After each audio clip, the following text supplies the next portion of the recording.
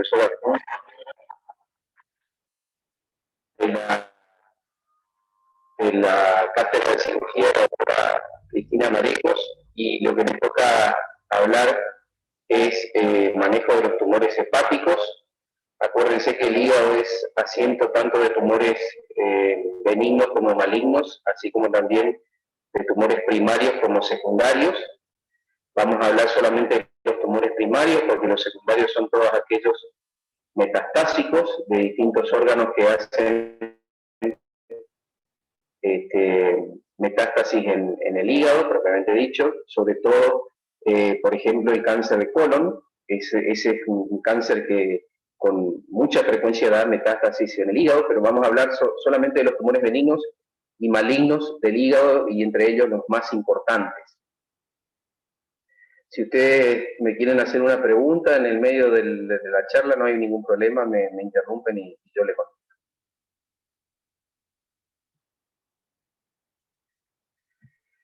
Primero tenemos que ver cómo se manifiesta el tumor de hígado. Generalmente el tumor de hígado se manifiesta como una masa ocupante, que puede ser sólida o quística. Hay que ver si es benigna o maligna, y obviamente ver si el tumor es primario o secundario. Esa es la forma que nosotros debemos estudiar la imagen que aparece en el hígado, si es sintomática o no es sintomática, ver si es sólida o quística, si es benigna o maligna, si el tumor es originario del hígado o secundario, y en base a eso ver qué tratamientos podemos darle al paciente.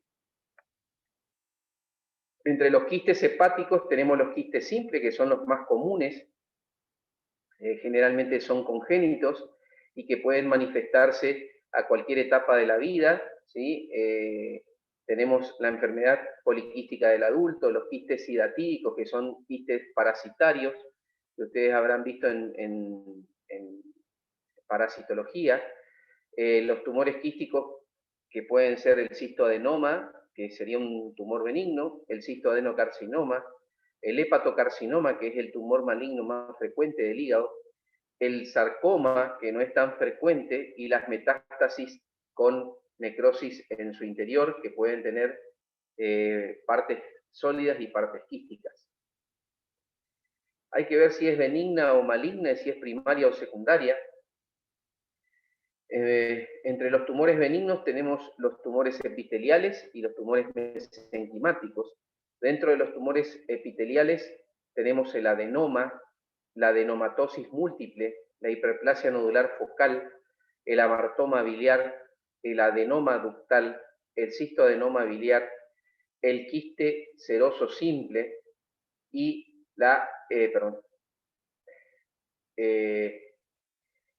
entre ellos el tumor epitelial más frecuente es el adenoma hepático y la hiperplasia nodular focal, que es donde nos vamos a enfocar. Los demás existen, ustedes deben conocerlos, pero quiero que sepan que los más frecuentes son estos dos, ¿sí? El adenoma y la hiperplasia nodular focal. Dentro de los mesenquimáticos, el que yo quiero que ustedes recuerden es el hemangioma cavernoso, y los que están en amarillo son los que vamos a hablar. También está la peliosis hepática, la hemangiomatosis hepática, el linfangioma, el pseudotumor inflamatorio, el fibroma y el mixoma, ¿sí? Pero vuelvo a repetir. Dentro de los benignos, los epiteliales, el adenoma y la hiperplasia nodular focal son los más frecuentes, y dentro de los mesenquimáticos, el hemangioma cavernoso. Dentro de los tumores hepáticos malignos, también tenemos epiteliales y mesenquimáticos. Ustedes sabrán, de histología, epiteliales son los del epitelio, ¿sí? Los mesenquimáticos son, propiamente dicho, del mesénquima del hígado, ¿sí? Dentro de los epiteliales de los tumores malignos, el más frecuente es el hepatocarcinoma, y el hepatocarcinoma también tiene una variante fibrolamelar, que es la variante que se da en el hígado sano, porque el 90% de los hepatocarcinomas se dan en hígados cirróticos, pero tenemos una variante fibrolamelar que se da en el hígado sano. El hepatocolangiocarcinoma, el hepatoblastoma y el colangiocarcinoma, ¿sí? Son todos tumores malignos epiteliales del hígado, pero el más frecuente es el hepatocarcinoma. Y dentro de los mesenquimáticos, el angiosarcoma, el hemangioendotelioma epiteloide y otros sarcomas como el fibrosarcoma, leiomiosarcoma, indiferenciados. Esos tumores no son tan frecuentes, ¿sí? Yo quiero que ustedes recuerden solamente dentro de los benignos epiteliales el adenoma y la hiperplasia nodular focal, dentro de los mesenquimáticos el hemangioma, y dentro de los tumores malignos epiteliales el hepatocarcinoma. Y obviamente tenemos los tumores secundarios, que son los metastásicos, ¿sí? Dentro de los metastásicos, los más frecuentes son la metástasis colorectal, que no es el tema de hoy. Y en base a si dijimos si es sólido quístico, si es benigno maligno, si el tumor es primario o secundario, vamos a ver qué tipo de tratamiento le vamos a dar a estos pacientes. ¿Cómo hacemos la evaluación de estos tumores? Primero que nada, hacemos la evaluación clínica. Los tumores pueden ser sintomáticos o asintomáticos. Generalmente los sintomáticos son por compresión o por aumento del tamaño que distiende la cápsula de Gleason y genera dolor. También puede ser por compresión de estructuras vasculares o biliares, y eso genera una ictericia en el paciente. Generalmente la mayoría de los tumores son asintomáticos y se conocen como incidentalomas.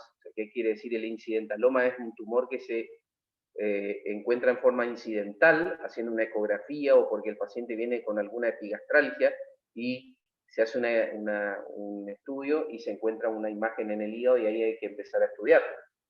Los laboratorios, hay que pedir marcadores tumorales. Los marcadores tumorales lo único que nos van a hacer, digamos, de utilidades para el pronóstico, ¿sí? Y la evolución del tumor.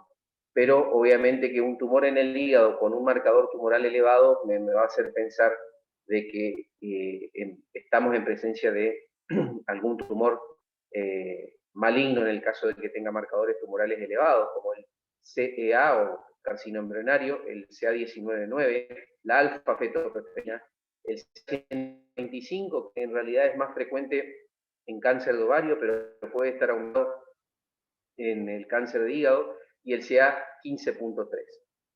También obviamente los marcadores virales, porque acuérdense de que la cirrosis hepática no solamente es causada por el alcohol o por medicamentos, sino que también por hepatitis B o hepatitis C, y entonces debemos pedir marcadores virales, o por lo menos preguntarle al paciente si recuerda haber tenido algún episodio de hepatitis, o en el caso de que venga con un tumor en el hígado y una cirrosis hepática.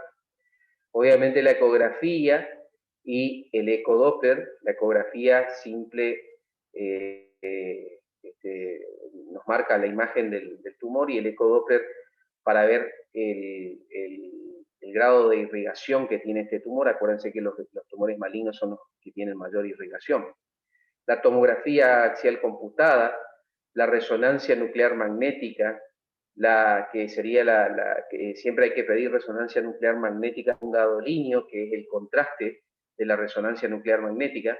Eso es importante que ustedes tengan en cuenta, pedir siempre la resonancia con gadolínio.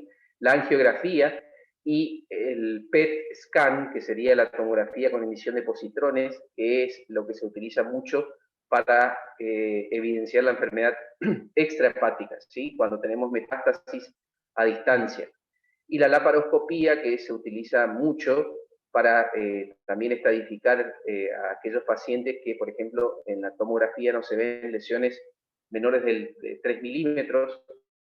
Entonces uno siempre ingresa a la cavidad abdominal en caso de que decida operar al paciente con la laparoscopía, y si vemos si el paciente tiene carcinomatosis diseminada, como es el caso, por ejemplo, de un hepatocarcinoma que puede tener carcinomatosis diseminada, uno hace la laparoscopía, que es simplemente meter un trocar a través del ombligo, ve que tiene ascitis y carcinomatosis diseminada, y la cirugía termina ahí, y no tenemos que hacer la incisión grande del abdomen con toda la morbilidad que eso conlleva.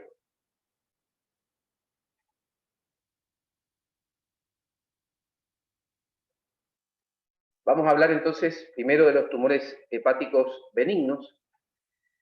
La clínica generalmente son asintomáticos, como les decía, generalmente se encuentran en forma incidental, el paciente viene con algún trastorno digestivo, epigastralgia o simplemente a control para hacerse un control médico, se hace una ecografía y se encuentra el tumor. La mayoría de estos se manifiestan de esa manera. Puede generar dolor cuando hay distensión de la cápsula de Gleason. Acuérdense que lo único que duele en el hígado es la distensión de la cápsula de Gleason, que es la cápsula que envuelve a todo el hígado.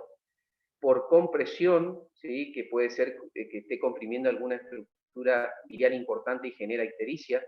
Por trombosis, que ahí generaría, digamos, un compromiso de la vasculatura con dolor también, el infarto, que sería la falta de irrigación de un sector del tumor, que también se da mucho, por ejemplo, en los adenomas hepáticos, la ruptura del tumor, que también puede darse en un adenoma en forma espontánea, o por ejemplo, en un hemangioma, que el paciente haya tenido algún golpe, alguna caída, ya sea de moto o algún deporte de alto impacto, como el rugby, el fútbol, el básquet, el ciclismo, el motociclismo, lo que sea, se golpea y el tumor se rompe y genera sangrado, y eso puede dar o shock o dolor.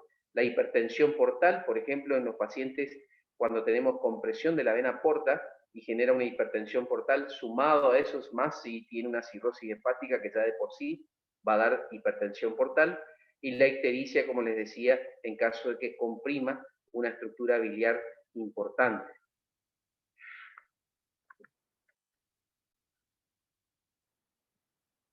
La etiología generalmente es desconocida o relacionada con anticonceptivos, como por ejemplo el adenoma hepático, que sí tiene relación con los anticonceptivos como causa. En cambio, por ejemplo, el hemangioma, si bien no tiene relación con los anticonceptivos como causa, sino que puede influir en el crecimiento. O sea, pacientes que tengan hemangioma y sean mujeres en edad fértil y que tomen anticonceptivos, hay que evaluar la posibilidad de suspenderlos porque puede generar aumento del crecimiento del del tumor. Y los congénitos, que son los que uno tiene de nacimiento. Por ejemplo, los tumores quísticos, los quísticos simples, ¿sí? Los quistes simples pueden ser congénitos y únicamente dan síntomas si son grandes y comprimen alguna estructura o generan distensión de la cápsula de Gleason. Dentro de los tumores hepáticos benignos, el 10% de la población presenta tumores hepáticos benignos, generalmente son asintomáticos. Las indicaciones quirúrgicas únicamente son cuando tenemos diagnóstico incierto, o sea que estamos sospechando de que sea un tumor maligno, entonces en ese caso sí vamos a tener que operarlo porque no sabemos si puede ser un tumor benigno o maligno, estamos en la duda, entonces directamente se operan. Hay muchos médicos que en el caso de que tengan dudas diagnósticas mandan a punzar una punción biopsia de los tumores, y la punción biopsia del tumor hepático no se recomienda, ¿sí? ¿Por qué? Porque la punción biopsia, en el caso de que sea un tumor maligno, generalmente lo que hace es, cuando retiramos la aguja, genera implante tumoral en todo el trayecto de la aguja, ¿sí? Incluso en la pared abdominal, y eso se transformaría ya como una diseminación de la enfermedad. Entonces, que se les quede grabado que cuando uno tiene un tumor en el hígado es preferible sacarlo antes que biopsiarlo.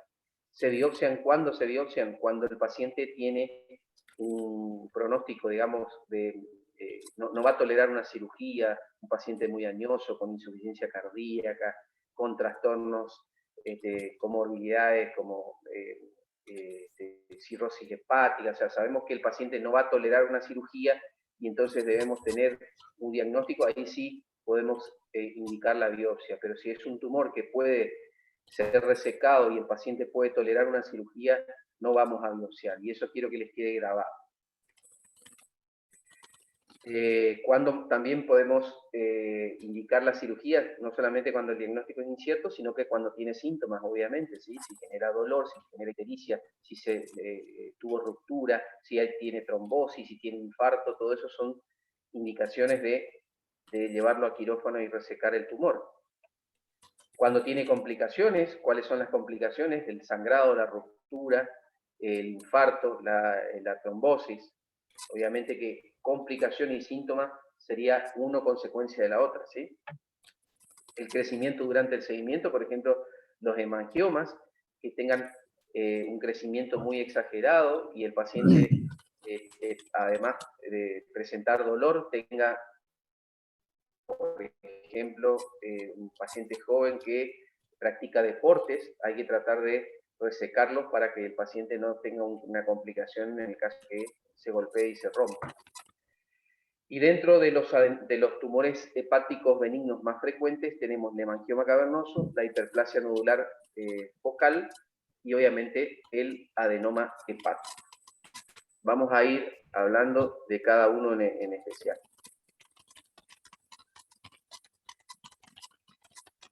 Vamos a hablar primero del hemangioma cavernoso.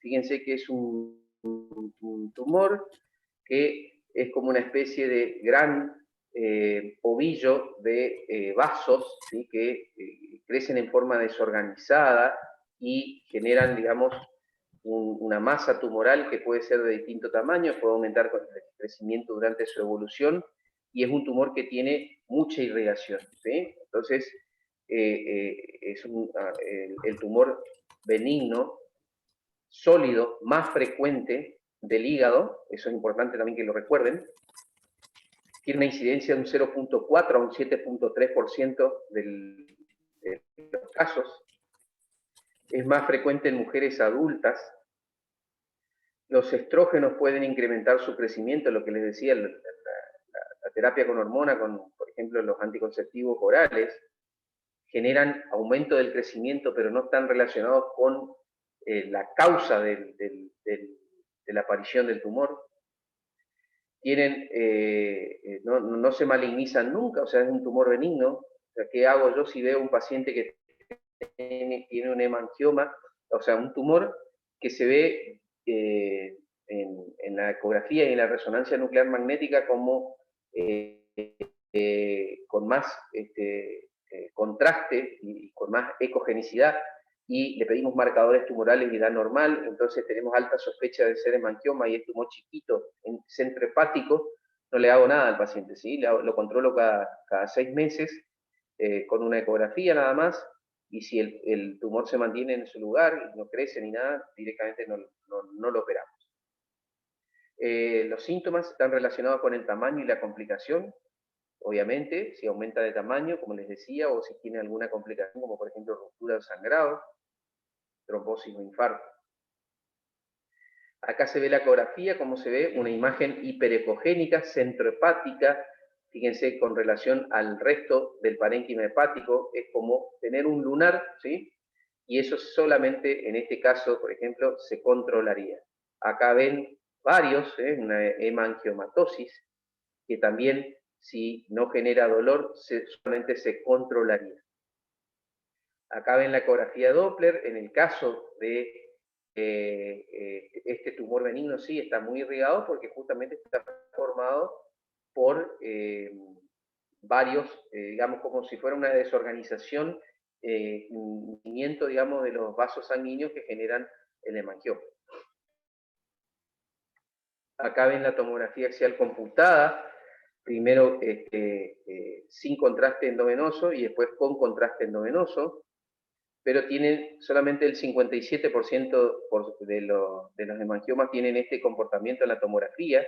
Lo ideal siempre es pedir, cuando sospechamos de hemangioma, pedir resonancia nuclear magnética hepática con contraste, como ser el gadolinio, y ustedes van a ver, fíjense, en la fase sin contraste, acá, y con contraste, ¿sí? El hemangioma se prende como un foco, ¿sí? Con el contraste, y se ve perfectamente bien contrastado, acá lo mismo se ven los vasos sanguíneos con contraste, acá se ven sin contraste, y ahí uno tiene como comparación, digamos, los vasos sanguíneos y el hemangioma, porque está muy rico en vasculatura, sabemos que se trata de un hemangioma.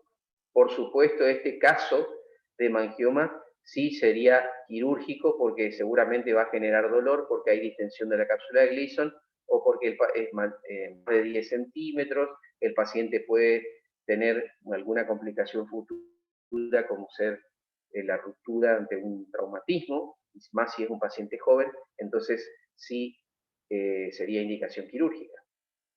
Entonces, como les decía, la indicación quirúrgica es si es sintomático, si tiene complicación, si tenemos duda diagnóstica, o si modifica el tamaño durante su seguimiento. Por eso es que hay que hacer el seguimiento cada 6 meses.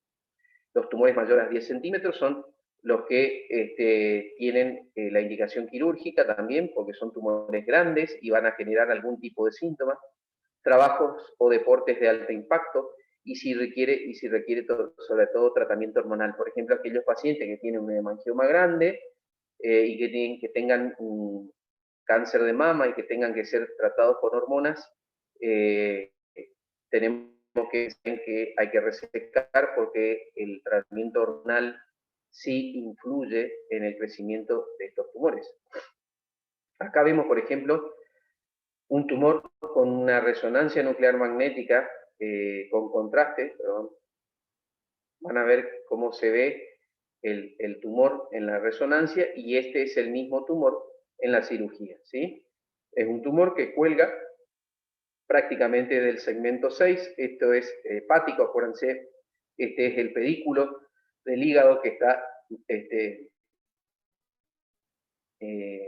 digamos, cargado, para tratar de que si tiene algún sangrado se haga una maniobra de Pringles, se dice que es simplemente que comprimir el pedículo para que tengamos menor cantidad de sangrado y se pueda resecar el tumor. Acuérdense de que el hígado, la mayoría de las veces que pregunto cuántos lóbulos tiene el hígado, todo el mundo me dice que tiene 2, ¿sí? Y no, el hígado tiene 4 lóbulos, ¿sí? El izquierdo, el derecho, el caudado y el de Spiegel, perdón, el cuadrado y el caudado de Spiegel, y tiene 8 segmentos. ¿Y por qué se dice 8 segmentos? Porque cada segmento funciona como una unidad, ¿sí? Porque tiene un pedículo biliar, un pedículo portal y un pedículo arterial, y alguna rama suprahepática. Entonces, cada segmento es como un hígado pequeño, digamos, individual, y son 8 los segmentos. En este caso, este sería el segmento 6, de donde sale el tumor. Acá ven otro hemangioma, donde se ve la imagen, fíjense, primero sin contraste, que el hígado no se contrasta bien, y acá se contrasta bien, y este hemangioma ya tiene un grado de complicación que ya no se impregna bien con el contraste. Acuérdense que esto es una TAC, no una resonancia, pero ya hay un grado de complicación porque hay trombosis del tumor, y acá se ve cómo se presenta este mismo tumor, ¿sí? Es un hígado enorme, un tumor grande. Todo este tumor obviamente es el hígado que no está funcionando, entonces esto es nada más lo que le funciona al hígado, así que al resecar este tumor, este hígado funcionante va a andar bien. Lo que ustedes ven acá, grueso y ancho, es la vena cava, ¿sí? La vena cava que está entrando al diafragma. Inmediatamente por arriba se encuentra la aurícula derecha, por donde aborda la vena cava inferior, y esto ya viene a ser todo el abdomen. Acá se ve ya el hemangioma resecado y la tomografía en el postoperatorio. Fíjense que solamente tenemos un pedículo portal. ¿Por qué? Porque se hizo una hepatectomía derecha, donde ustedes ven, acá está la vesícula y todo este es el hígado derecho. Acuérdense que el hígado derecho sería el segmento 5, 6, 7 y 8, porque el hígado izquierdo es el segmento 2, 3 y 4, y el segmento 1 está aislado, ¿sí? Sería el lóbulo de Spiegel o lóbulo caudado, y está pegado a la vena cava y funciona como una unidad. Entonces, el hígado derecho sería solamente 5, 6, 7 y 8, y acá lo único que queda es 2, 3 y 4, ¿sí? 2, 3 y 4, que sería el hígado izquierdo. Y obviamente el segmento 1 que está acá, que es este, que sería una unidad sola. Eso es con respecto al hemangioma. ¿Les quedó claro hemangioma? ¿Sí? ¿O tienen alguna duda? Si no tienen alguna duda, pasamos a la hiperplasia nodular focal. Bueno, muy bien. La hiperplasia nodular focal. La hiperplasia nodular focal es un tumor benigno también, es el segundo en frecuencia, después del hemangioma. Tenemos que decir de que la hiperplasia nodular focal es más frecuente en mujeres en edad fértil, está asociado con malformaciones vasculares y también a hemangiomas, o sea, aquella paciente que tenga algún hemangioma también puede tener hiperplasia nodular focal. No tiene relación, o sea, o está discutida, digamos, la relación con los anticonceptivos orales, sí puede tener relación con el crecimiento, pero no es así tan fehaciente como en el hemangioma. La complicación es excepcional, es un tumor benigno que no tiene complicaciones como por ejemplo el hemangioma y únicamente se opera si son sintomáticos, o sea, si aumenta de tamaño y genera dolor o alguna complicación, como por ejemplo en realidad no una complicación, sino una consecuencia como por ejemplo la ictericia por compresión de la vía biliar. Tiene bajo riesgo de malignización, o sea, ¿qué tengo que hacer con una hiperplasia nodular focal? Si yo sospecho una hiperplasia nodular focal en una paciente, no le hago nada, igual que el hemangioma, lo controlo cada 6 meses y nada más, porque sabemos que tanto el hemangioma como la hiperplasia nodular focal no se van a malignizar y solamente los voy a operar si tienen algún síntoma. Acá pueden ver en el ecodoppler cómo es un tumor que no tiene casi irrigación, salvo una arteria central que entra y termina en el centro de el hemangioma y genera una cicatriz central que es patognomónica de la hiperplasia nodular focal, ¿sí? Tiene la hiperplasia nodular focal se ve como una masa isoecogénica casi prácticamente con el hígado, o sea, es pura digamos, masa parenquimatosa, no tiene vasos, ¿sí? Salvo uno central, que se ve como una cicatriz, y esa cicatriz central es la que me va a corroborar y me va a hacer el diagnóstico de hiperplasia nodular focal. Este es el vaso central, ¿sí? Un único vaso que se puede ver con el ecodoppler. Acá en la tomografía sin contraste se ve que, fíjense, como una masa en el hígado, pero que prácticamente tiene la misma, digamos, coloración que el hígado normal. Ahí se ve. Y con contraste tiene, a través, acuérdense, del vaso central que tiene un poquito más de impregnación con el contraste y se ve ahí la cicatriz central. Obviamente que este tumor seguramente genera síntomas porque es un tumor grande y seguramente va a tener dolor el paciente y distensión por distensión de la cápsula de Gleason, pero si son tumores pequeños no se hace nada. En el caso de la hiperplasia nodular focal, solamente se operan si son sintomáticos.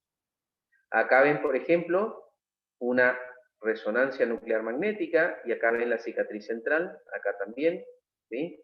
Esto es, fíjense, el hígado y acá está colgando del segmento 3 la hiperplasia nodular focal, la cicatriz central.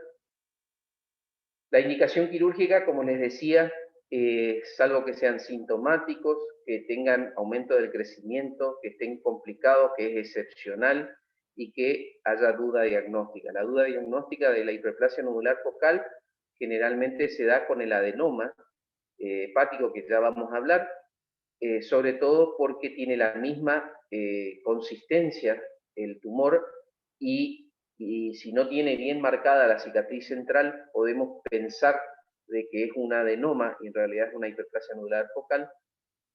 Lo operamos después de la hiperplasia nodular focal, pero ¿por qué tenemos que operarlo si dudamos con el adenoma? Si el adenoma es benigno, ustedes me dirán, el adenoma lo que tiene es que tiene alto porcentaje de malignización. O sea, si yo tengo un adenoma, tengo que operarlo. En cambio, en la hiperplasia nodular focal y el hemangioma no se maligniza.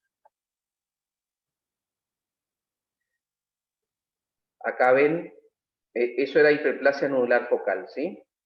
El adenoma, fíjense, el adenoma tiene la particularidad de que es muy parecido a la hiperplasia nodular focal, pero sin la cicatriz central.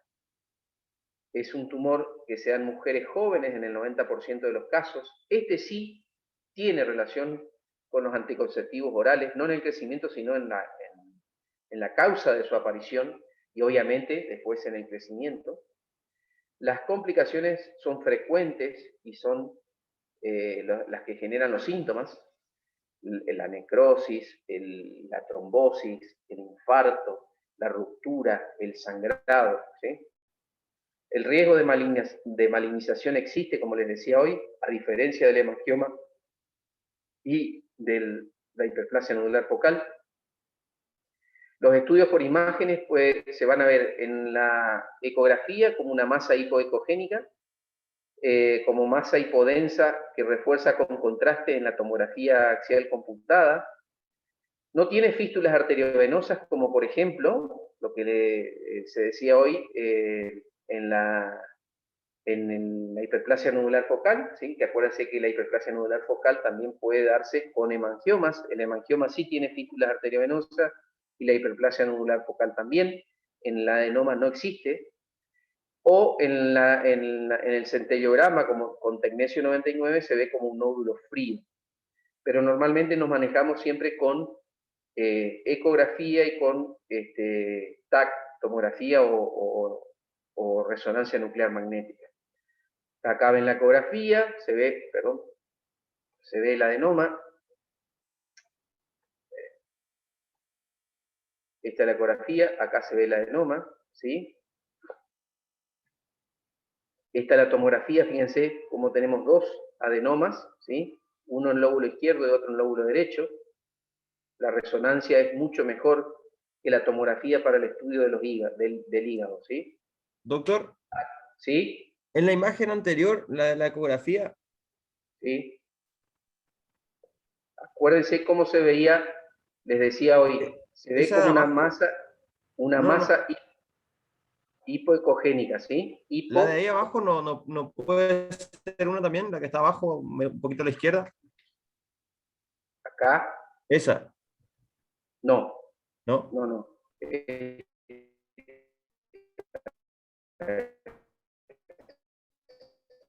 ¿Sí? Ah, Y este es el ok. hígado, ¿está? Ahí se ve entonces en la resonancia cómo se ve el adenoma. Esta es la imagen que se ve acá en la resonancia, ¿sí? Del adenoma que cuelga del segmento 3.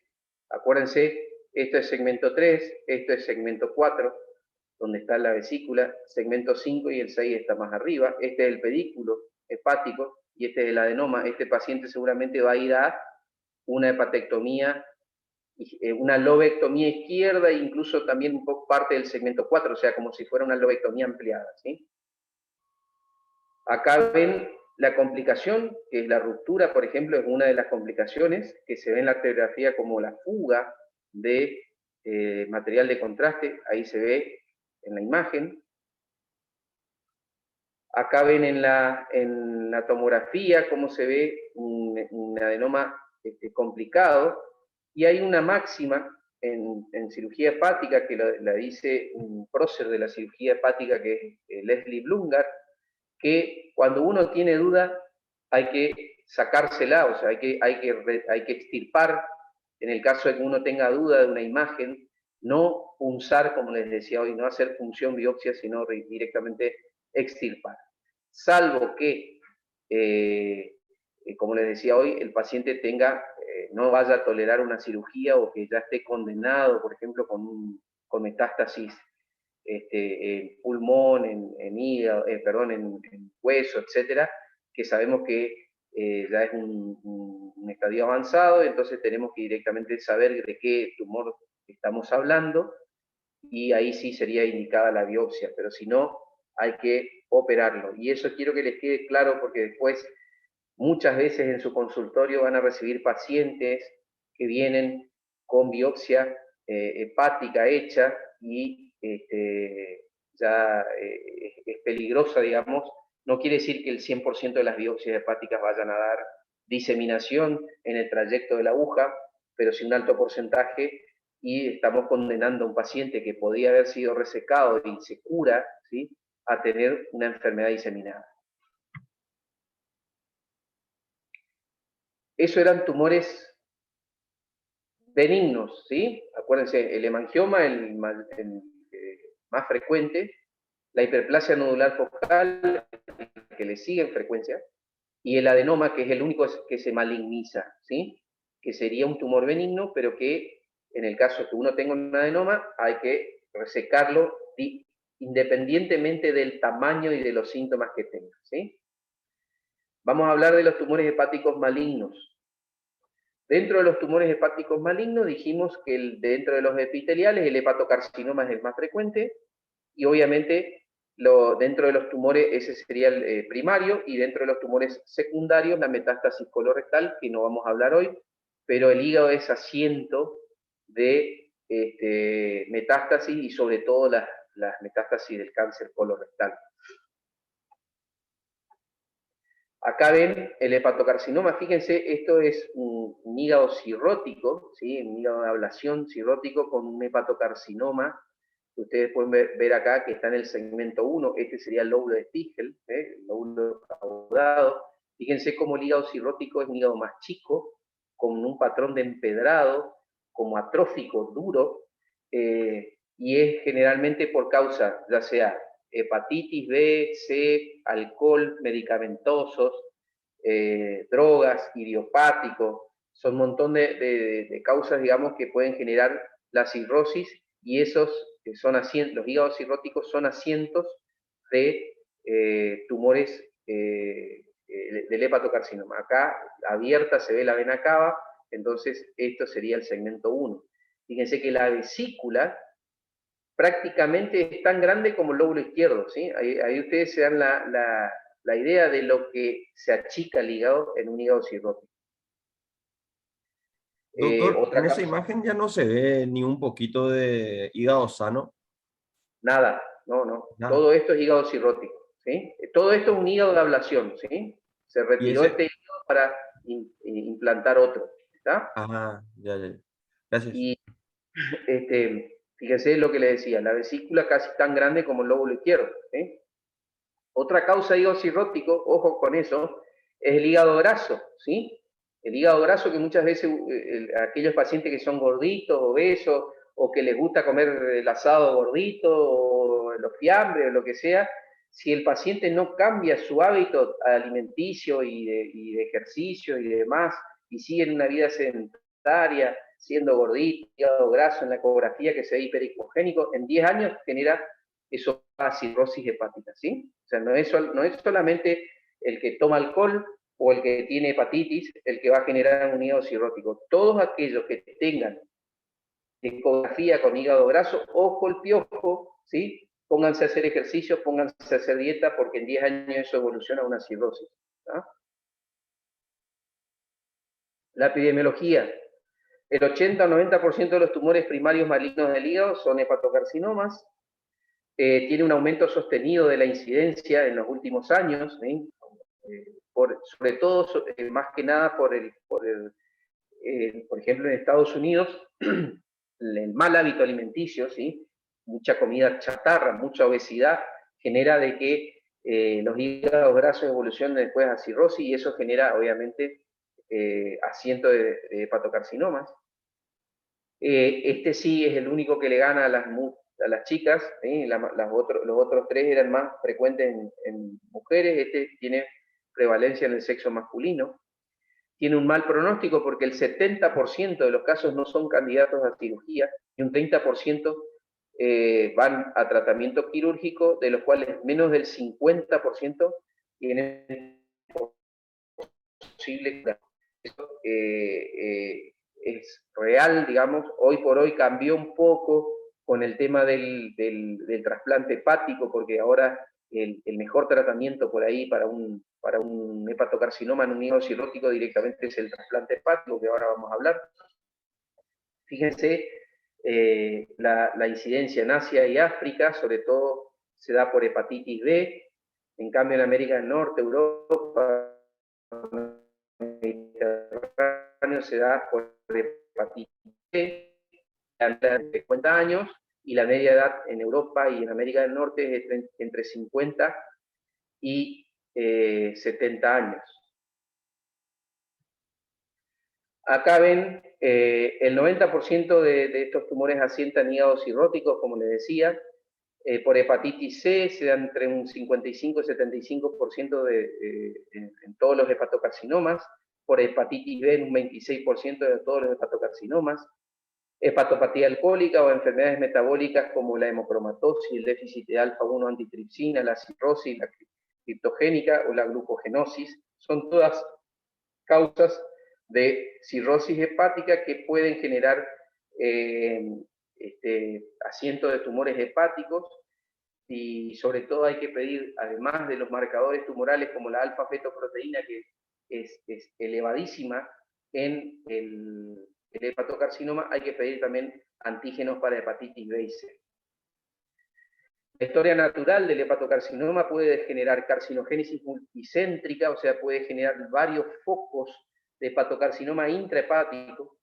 Tiene una invasión vascular portal importante, y eso va a depender, digamos, cuanto más grande es el tumor, más invasión vascular puede tener. O sea, es un factor de mal pronóstico el hepatocarcinoma que sea de mayor tamaño con respecto a aquel que sea de menor tamaño. Y las metástasis intrahepáticas que pueden generarse, como les decía, o carcinogénesis multicéntrica. Acá, fíjense la relación con el grado de invasión vascular de acuerdo al tamaño, ¿sí? Fíjense en la invasión micro y macro, perdón. Acá ustedes pueden ver en el tumor de 2 centímetros, cuando va aumentando de tamaño, va aumentando el grado de invasión microvascular como también el de macrovascular, y eso es un factor de mal pronóstico. El tratamiento del hepatocarcinoma, vamos a tener factores que condicionan la elección del tratamiento. El estado general del paciente, no es lo mismo operar a un paciente con una cirrosis avanzada, por ejemplo, que tenga situación colateral esofágica, hiperportal, ascitis,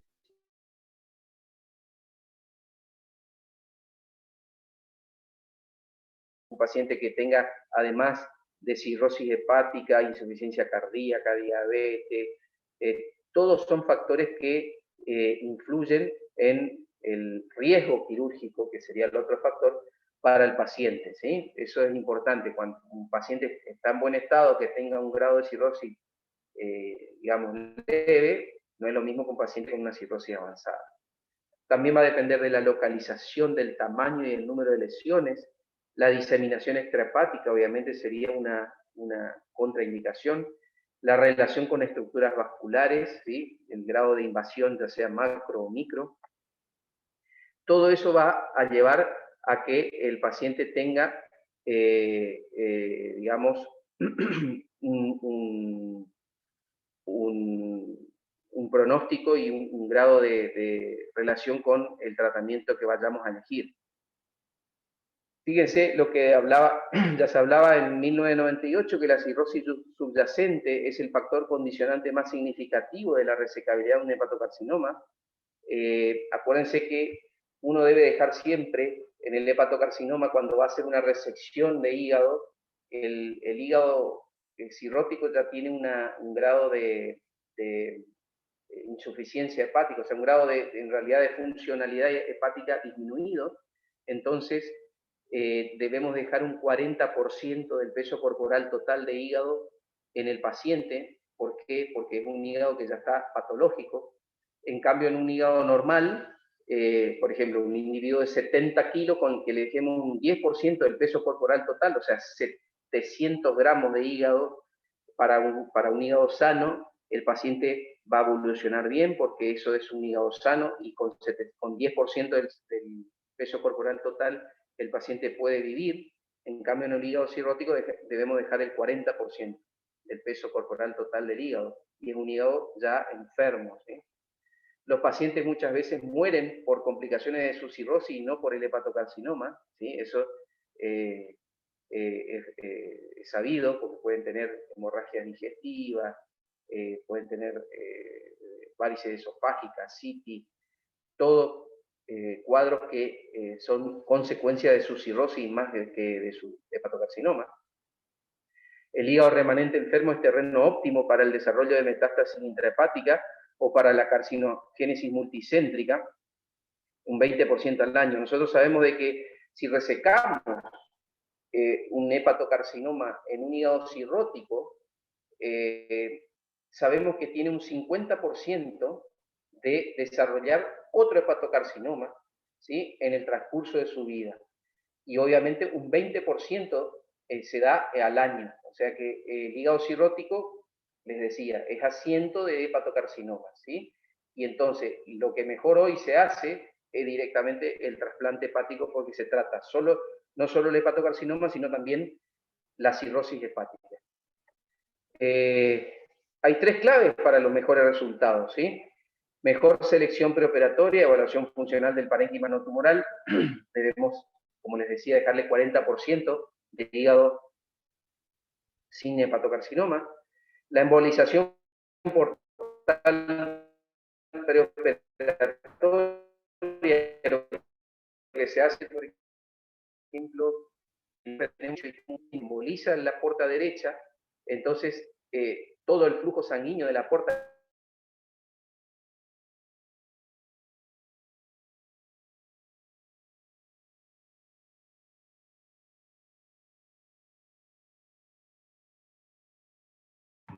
Doc, se lo escucha muy cortado, quizás tendría que apagar su cámara. Mara. ¿Ahí me escuchan? ¿Me escuchan ahí? Sí, Doc, ahí se lo escucha. Bien. Lo que le decía, la embolización portal, por ahí lo que se hace cuando uno tiene un hígado izquierdo pequeño y tiene un tumor en el lado derecho, lo que el hígado tiene un 80% de la irrigación va por la vena porta y un 20% va por la arteria hepática. Entonces lo que se hace es se emboliza la vena por el flujo sanguíneo a ir al hígado izquierdo, entonces se atrofia el derecho y se hipertrofia el izquierdo. Eso ocurre más o menos a las 6 semanas de la embolización preoperatoria. Entonces sí va a poder tolerar una resección del hígado derecho con un hígado izquierdo que sea tolerado, digamos, en una variante de fibro lamelar del hígado, ¿sí? Acá ven la vena la vena cava superior, perdón, inferior. Acá ven, por ejemplo, una resección por abordaje anterior. Este es el pedículo izquierdo, el pedículo derecho, una resección central de todo el hígado, o sea, segmento 4 y 8, que se abre como un libro.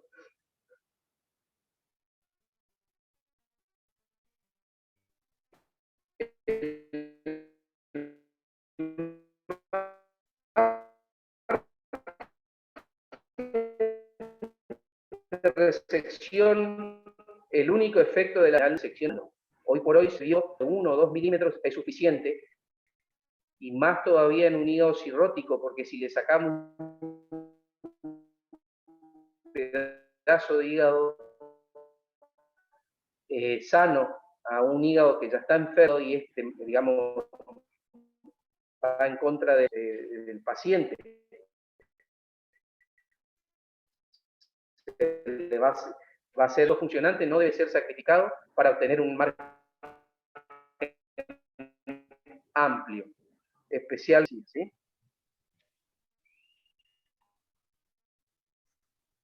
Fíjense, resección local con margen mayor a 1 centímetro y resección anatómica.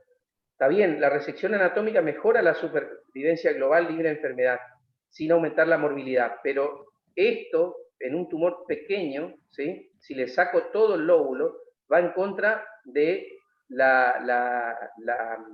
digamos, la evolución natural del paciente, y el paciente andaría mucho mejor con cuanto más hígado sano tenga, ¿sí? ¿Por qué? Porque el hígado sano es funcionante, y si reseco gran parte del hígado, y en vez de sacar un pedazo acotado, si, digamos, el grado de recidiva es igual o menor, ¿sí? Acá ven, por ejemplo, en este caso, es un caso nuestro de un paciente con un hígado sano, con una imagen altamente sospechosa de un tumor que podría ser un adenoma, pero también podría ser algo maligno, entonces directamente no lo punzamos. Fíjense la imagen, un tumor grande, ¿sí? El paciente consulta en realidad por epigastralgia, se le hace una ecografía, se encuentra una imagen en el hígado, se hace una resonancia y aparece esta imagen que estábamos dudando de que si era algo benigno o maligno, se lo lleva a quirófano. Fíjense, esto es segmento 3, este es el pedículo del segmento 8, acá está el segmento 8, el segmento 2 está faltando, ustedes pueden ver, segmento 3, el segmento 2 está ausente porque ahí estaba el tumor, un hígado sano, ¿sí? Este es el segmento 2 resecado, acá se ve cómo se presenta el tumor, ¿sí? Y esto dio un hepatocarcinoma variante fibrolamelar, ¿sí? Eso fue en el 2005, hasta el día de hoy el paciente sigue vivo, está sano, es médico, y siempre, digamos, lo veo y anda muy bien. O sea, es un paciente que se curó por haber hecho una resección y no una biopsia, ¿sí? Acá les voy a mostrar, por ejemplo, una cirugía de un adenoma hepático que se ve ahí, en la adenoma, ¿sí? Colgando del segmento 2 del hígado. Ustedes pueden ver cómo se presenta en el segmento 2. Lo primero que se va a hacer es ir a hacer la maniobra Pringles, que es la maniobra de que lo que hace es preparar el pedículo hepático en el caso de que tengamos un sangrado. Acá ven que se libera el ligamento triangular izquierdo para liberar todo el lóbulo hepático izquierdo, se lo libera al ligamento triangular. Se hace la sección de todo el ligamento triangular izquierdo para liberar el hígado. Acá estamos, lo que ustedes ven en el fondo es el diafragma, este es el ligamento triangular izquierdo, este es el lóbulo izquierdo. Todo esto es necesario hacerlo porque después vamos a tener que pasar una sutura mecánica para resecar el ligamento, el lóbulo izquierdo. Acá se va a hacer la maniobra de Pringles, que es pasar simplemente por detrás del pedículo, se entra por el hiato de Winslow, ¿sí? Que acuérdense que era una de las entradas a la transcavidad de los epiplones, que está a la derecha del pedículo hepático. Se hace el pasaje, liberando, digamos, el ligamento gastrohepático o epiplón menor, el pasaje de la pinza, y se va a pasar una cinta para cargar el pedículo y de esa manera generar una maniobra de Pringle que se llama, con una especie de torniquete, como verán ahí, se toma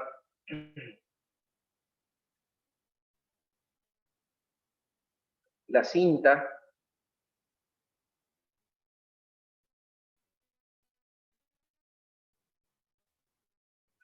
Se baja ese, que en realidad es un pedacito de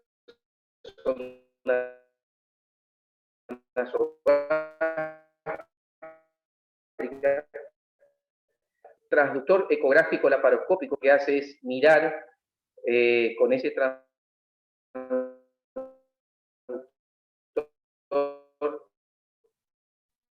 la relación del tumor con las estructuras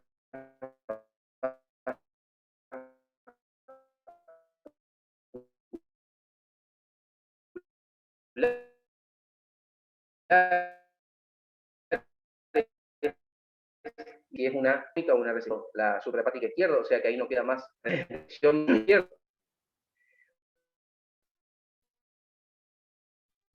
Ahí se empieza a marcar todo el lóbulo izquierdo con por el pedido en profundidad, donde vamos a sin problema todo el parénquima hepático hasta encontrarnos arriba con la última sección del ligamento triangular.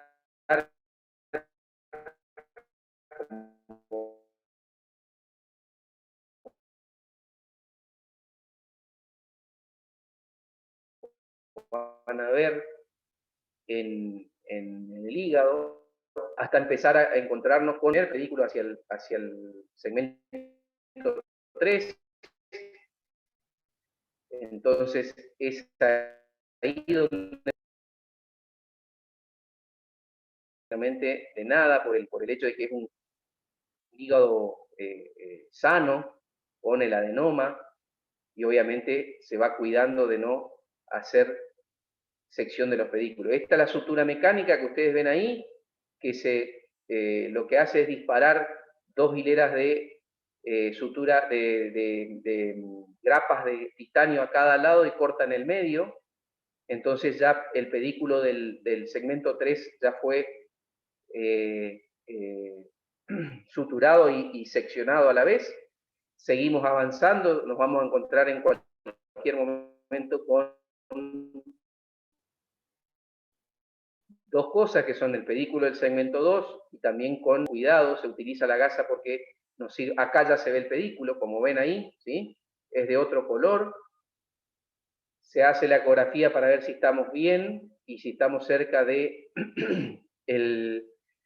la suprahepática izquierda, generalmente con 2 disparos de sutura mecánica es suficiente para quedarnos tranquilos y terminar la cirugía. Ahí ustedes pueden ver que el pedículo se lo deja, digamos, para lo último, una vez que tenemos todo el parénquima seccionado y sabemos de que estamos cerca de los elementos nobles para pasar el disparo de sutura mecánica. Cerca de esta zona vamos a encontrarnos con la suprahepática izquierda. La suprahepática izquierda es de color azul, ¿sí? Es un gris azulado. Este es el pedículo, que se ve amarillo por la cápsula de Gleason. Entonces sabemos que este es el pedículo, no nos vamos a poner a cortar con el bisturí armónico, sino que ahí hay que disparar una sutura mecánica, porque es algo que puede filtrar tanto sangre como bilis. Entonces acuérdense que el pedículo portal siempre tiene una rama portal, una rama arterial y una rama biliar, y siempre tenemos que tratar de cohibir toda esa zona para que no tengamos ningún tipo de accidente o de complicación. Se avanza sobre el parénquima, como ustedes ven, tratando de ir con cuidado porque nos vamos a encontrar seguramente en algún momento con la suprahepática izquierda, que está acá, hay una rama, fíjense que se ve de color gris azulado. Este sigue siendo el pedículo del 2, que no se lo toca. Se avanza con el ligamento, con el bisturí armónico y se coloca después la sutura mecánica que va a estar, digamos, bien colocada con el hecho de que vamos a ir fíjense, ahí está la sección del ligamento triangular que se hizo como primer gesto, y entonces vamos y tomamos toda la estructura del lóbulo izquierdo, que sabemos que vamos a suturar y cortar sin ningún tipo de inconvenientes. De esa manera no vamos a tener ningún tipo de accidente de fuga o filtrado. Ese pedacito de hígado sabemos que no va a pasar nada si lo cortamos, porque es todo parénquima, no tiene ninguna estructura vascular, y de esa manera se termina la cirugía, se coloca en este caso, esto no es una gasa normal, es un hemostático que tiene forma de gasa que se llama Surgicel, y sirve como para que si hay algún sangradito sea cohibido, ¿sí? Es como tener un elemento que coagula ahí para que no tengamos ningún tipo de accidentes. Por supuesto que este paciente se coloca un drenaje para ver si tenemos algún tipo de fuga, generalmente no hay fuga, y se deja el drenaje y se termina la cirugía retirando la pieza en bolsa a través de una incisión accesoria que se llama incisión de Feinstein, que es la misma incisión que se hace para las cesáreas, sea varón o sea mujer, para que no se le note la cicatriz en la parte abdominal superior, digamos, y que sea algo bastante estético.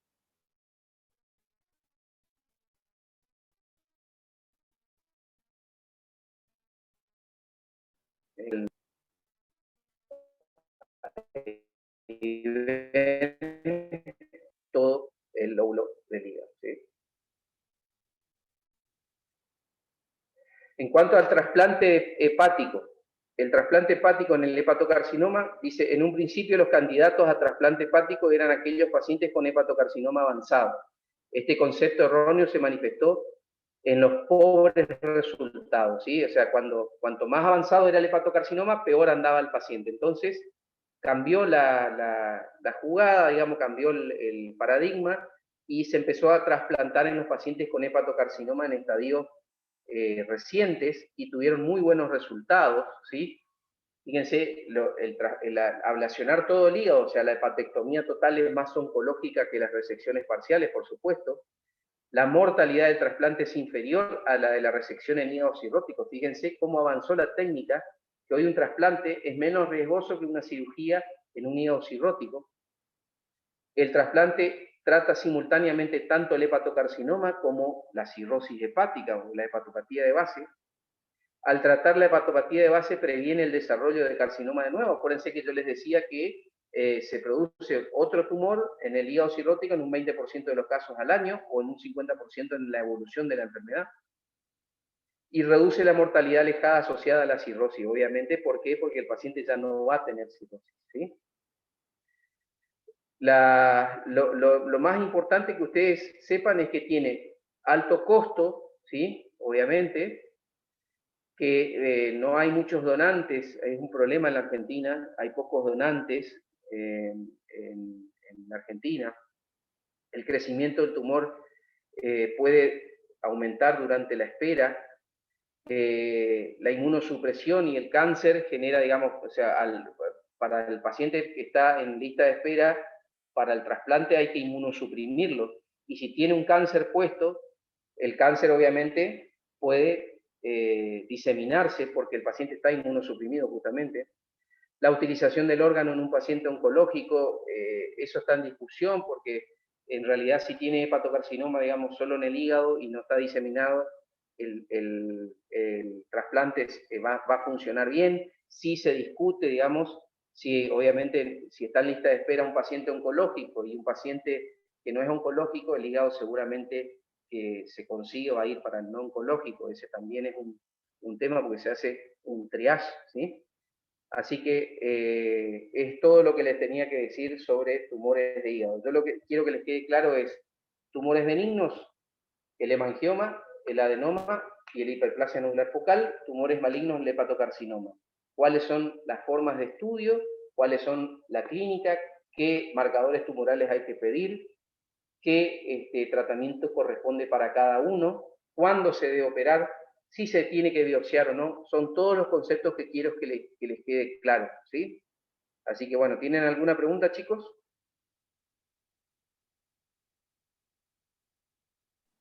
Sí, doctor, buen día. Buen día. Quería saber cuál es la diferencia cuando usted menciona carcinogénesis multicéntrica y metástasis intrahepática. La carcinogénesis multicéntrica es un tumor que se puede generar en varios lugares del hígado, ¿sí? En el hepatocarcinoma si un hígado cirrótico, puede generarse simultáneamente varios hepatocarcinomas, ¿sí? Y la metástasis es cuando de un hepatocarcinoma, por eso es difícil de decir esto es una carcinogénesis multicéntrica o esto es una metástasis intrahepática, ¿sí? Pero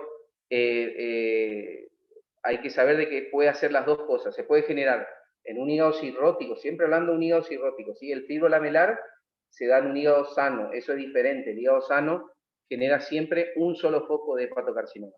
El hígado cirrótico puede generar varios focos de hepatocarcinoma o generar un solo hepatocarcinoma con metástasis intrahepática, ¿sí?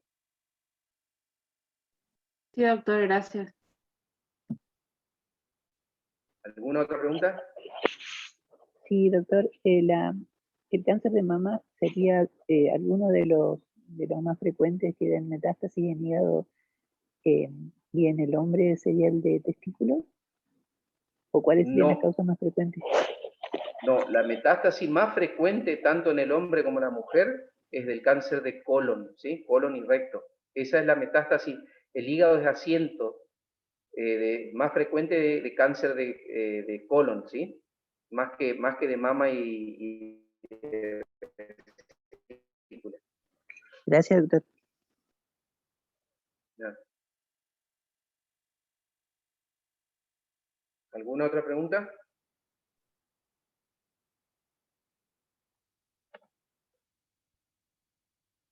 Parece que no, Doc. Muy bien. Estamos entonces. Muy bien.